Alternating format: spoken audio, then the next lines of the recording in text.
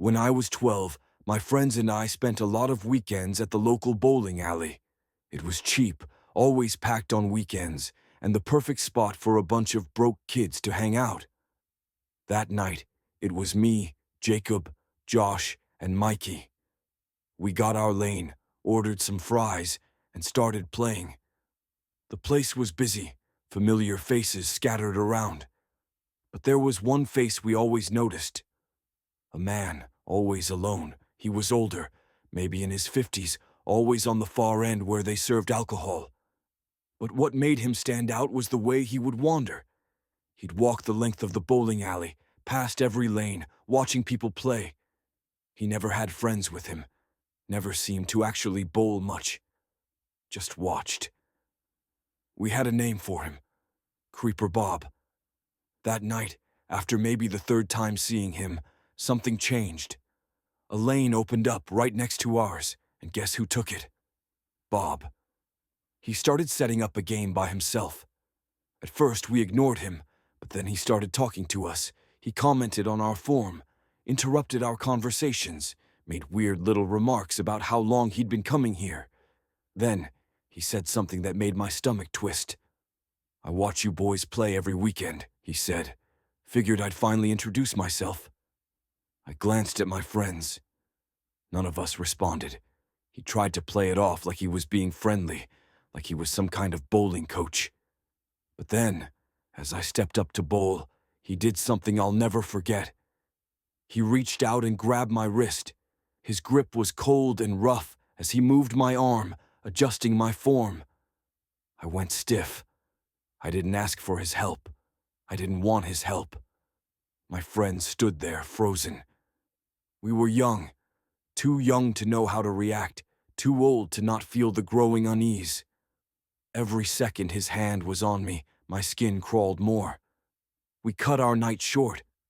Instead of another game, we pooled our money for pizza down the block, wanting to shake off the whole experience.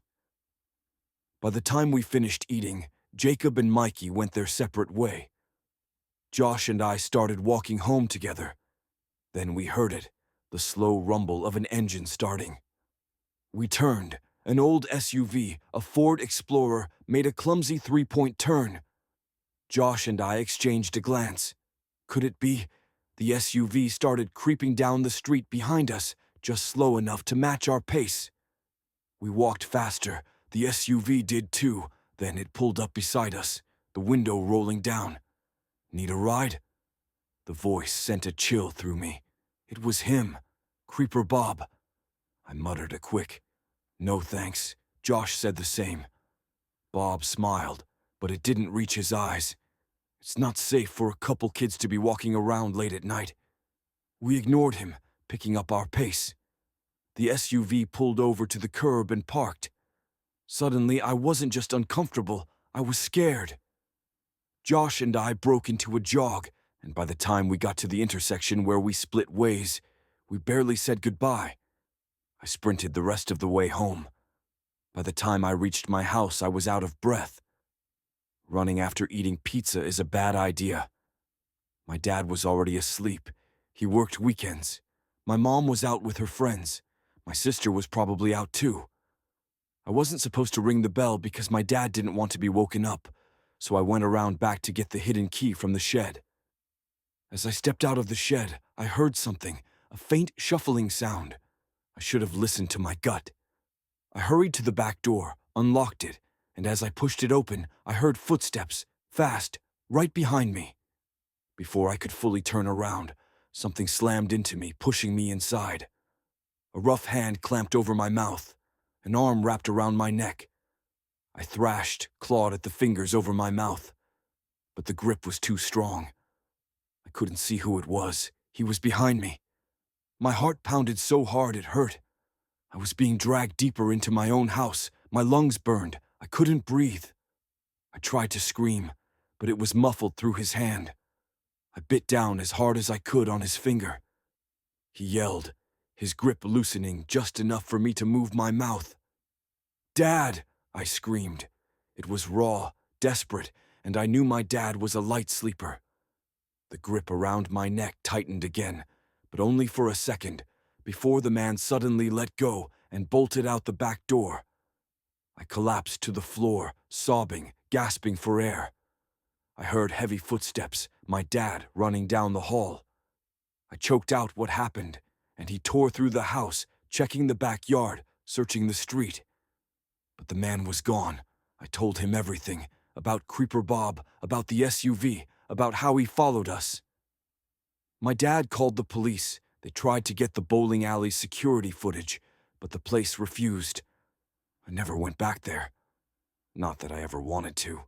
The worst part, I can't prove it was him. I never saw his face. But realistically, how slim are the chances that it wasn't?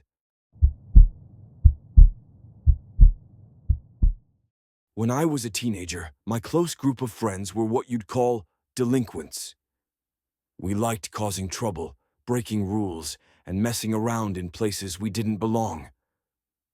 Growing up in a northern New Jersey suburb, we were just spoiled kids with nothing better to do. One of our favorite things was late-night exploring, usually abandoned buildings, but not always. This particular night, we had a riskier plan. There were 5 of us, me, Chip, Jason, Rowan, and Anish. Rowan had a habit of bouncing between jobs. He'd just picked up a gig as a bowling alley attendant and was entrusted with the keys to close up the place the night before. Anish, a master of persuasion, somehow convinced Rowan to let us inside at 3 a.m. I swear, Anish could talk someone into giving up a kidney. I haven't heard from him in a while. I think he's in jail now. We got a little drunk beforehand, except Jason, who always insisted on driving. His dad had a BMW, and Jason liked being the one to call it a night. I was the heavy drinker of the squad, so I usually took things less seriously than I should have. Rowan unlocked the door, and we made our way inside. Chip, always the cautious one, warned us to be careful in his hilariously high-pitched voice. Rowan told us we couldn't actually do any bowling, which we were all upset about. So, I had the brilliant idea of using the lanes as makeshift slip and slides. Since we were drunk, this was actually pretty fun. The 5 of us eventually tired ourselves out and decided to explore. We asked Rowan if there were any back rooms to check out. He led us to some storage area. We started flipping things over, just being stupid and careless. Figured Rowan was getting fired anyway, so we weren't too concerned. Then, we heard it. A deafening bump from below us. We froze. Stared at each other. Jason, the only sober one, asked if the place had a basement. Rowan looked just as shocked as we were. He had no idea. Anish grinned, eager to explore. Chip looked nervous, telling us we were going to get Rowan fired. We were whispering, arguing whether we wanted to look for this hypothetical basement. Then, Jason lifted the edge of a rug in the corner, revealing a hatch. The atmosphere shifted instantly. Even if we had found the way into the basement, the sound was still unexplained. I don't think any of us really wanted to go down there, but Jason made the first move. In his classic level-headed way, he flung the latch open and stared down at the old, rusted ladder leading into darkness. "Screw this," Chip whispered, motioning to leave. Jason ignored him, pulled out his phone, and shined the flashlight into the abyss. Then, without another word, he started climbing down. Rowan, Anish, and Chip all looked at me hesitantly. I still had a lot of liquid confidence, so I went next. Anish followed. Rowan brought up the rear. Chip refused to come down. The 4 of us pulled out our phone flashlights and began exploring. The basement was filled with dust and stacks of cardboard boxes. There was nothing down there, or so we thought. Then Anish noticed a door in the corner. We walked over. Jason put his hand on the handle. But just before he could turn it, bump the same sound from before. Our blood ran cold. We stared at each other. Animal. No shot. Too loud. Too deliberate. I turned to leave. Like an idiot, Jason cracked the door open, revealing another storage room, But that's not all that was in there. In the far corner, a human figure sat on the ground, legs crossed, back turned to us. We froze, utterly terrified. Then, after a full minute of silence, the figure slammed its head against the wall, a deafening thud. My blood turned to ice. I began tiptoeing toward the ladder, careful not to make a sound. My friends followed, equally horrified. Just then, Rowan tripped on a piece of junk and cursed. The person in the room screamed. We ran. Jason and I were up the ladder in a split second. Anish close behind. Chip, who had been leaning over to listen, looked horrified. Anish made it up, and the three of us bolted out of the room. Then we heard Rowan scream, "Get off me!" Anish and Jason kept running, but I turned back. I saw Chip grab a metal pipe and chuck it down the hatch. The scream that followed was inhuman. Rowan scrambled up the ladder. Chip grabbed his wrist and yanked him up. Rowan ran past me as Chip slammed the hatch shut. The five of us sprinted out of the bowling alley. Rowan, his hands shaking, locked the door. Jason drove us back, his face blank as we listened to Rowan describe what happened down there. After we ran, Rowan was tackled. The person, whoever they were, jumped on his back and clawed at him. Chip saved him by smashing the attacker in the head with the pipe. Rowan only saw their face for a split second, a dirty, homeless-looking man with a nest of hair, eyes wild. Rowan quit the next day. No explanation to his boss. The whole thing was definitely illegal anyway.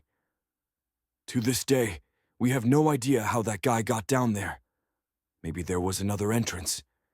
Maybe he'd been living there. Or maybe, just maybe, Rowan's boss knew. All I know is, I haven't bowled since.